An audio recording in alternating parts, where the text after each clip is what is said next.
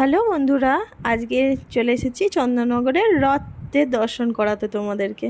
দেখো, আমরাও এসেছি রথ দেখতে, তোমরাও আমাদের সাথে দেখে নাও একটু। দেখো কত ভিড়, খালি দেখো কত বড় রথ। দেখো, চন্দননগরের রথ ভীষণ বড় রথ আর ভীষণ সুন্দর দেখতে। দেখো, তোমরা যারা যারা চন্দননগরের রথ দেখোনি তারাও দর্শন করে নাও, আর যারা দেখেছো তারাও দর্শন করে নাও। আর কে কোথা থেকে এই ভিডিওটা দেখছো কমেন্টে জানিও। দেখো কেমন লাগছে রথটাকে, অপূর্ব সুন্দর লাগছে রথ। ওই দেখো, আমার ছেলে আর বর রথটাকে নমস্কার করলো।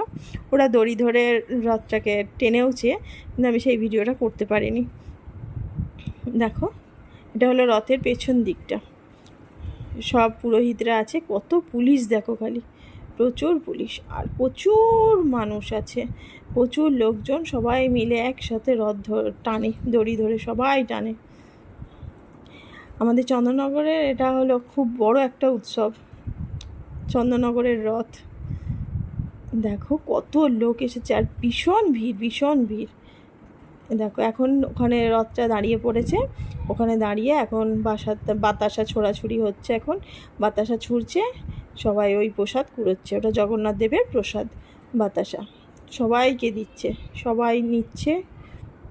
দেখো কত মানুষজন, সেই সব ওকেশানেই তো সব মানুষের সাথে দেখা হয়, মানুষের মিলন ঘটে, কত আনন্দ হয়।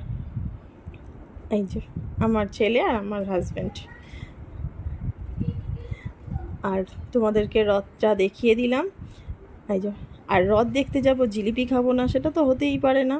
এই যে আমার হাজব্যান্ড খাচ্ছে জিলিপি, এই যে আমার ছেলেও খেয়ে নিল, আমিও খেয়েছি, সে ভিডিওটা করা হয়নি।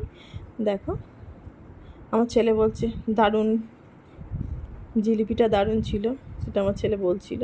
টাটা।